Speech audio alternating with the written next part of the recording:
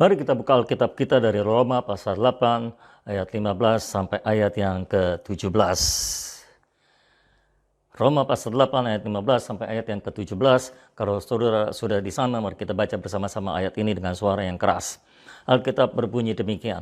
Sebab kamu tidak menerima roh perbutakan yang membuat kamu menjadi takut lagi.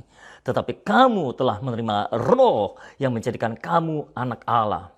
Oleh roh itu kita berseru, ya Aba, ya Bapa. Roh itu bersaksi bersama-sama dengan roh kita bahwa kita adalah anak-anak Allah. Dan jika kita adalah anak, maka kita juga adalah ahli waris. Maksudnya orang-orang yang berhak menerima janji-janji Allah yang akan menerimanya bersama-sama dengan Kristus, yaitu jika kita menderita bersama-sama dengan Dia, supaya kita juga dipermuliakan bersama-sama dengan Dia. Alkitab berkata, setelah kita menerima penebusan oleh darah Yesus, maka kita menerima roh anak masuk di dalam kehidupan kita. Apakah roh anak? Roh anak adalah roh Kristus sendiri.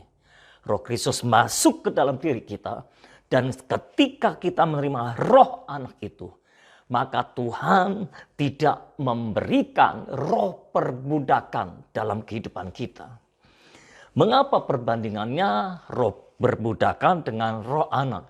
Pada zaman waktu itu masih ada sistem perbudakan, saudara.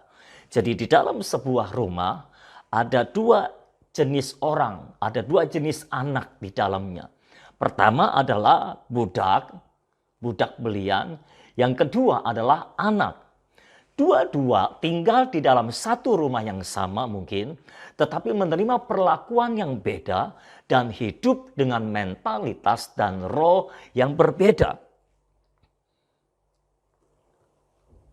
Seorang budak beda dengan seorang anak, terutama dalam hal mentalitas. Inilah yang dibilang dengan roh perbudakan. Salah satu ciri yang paling kental dari roh perbudakan, dari seorang budak, roh seorang budak adalah ketakutan. Seorang budak hidup dalam ketertekanan, hidup dalam penjara, hidup dalam kungkungan. Ada banyak peraturan yang melingkupi kehidupannya dan yang dia tidak boleh langgar sama sekali. Karena kalau dilanggar akan mendapatkan hukuman yang cukup berat, saudara-saudara. Dan itu sebabnya seorang budak tidak pernah merasa merdeka di dalam jiwanya. Mereka selalu ada dalam kungkungan, mereka selalu ada dalam ketakutan.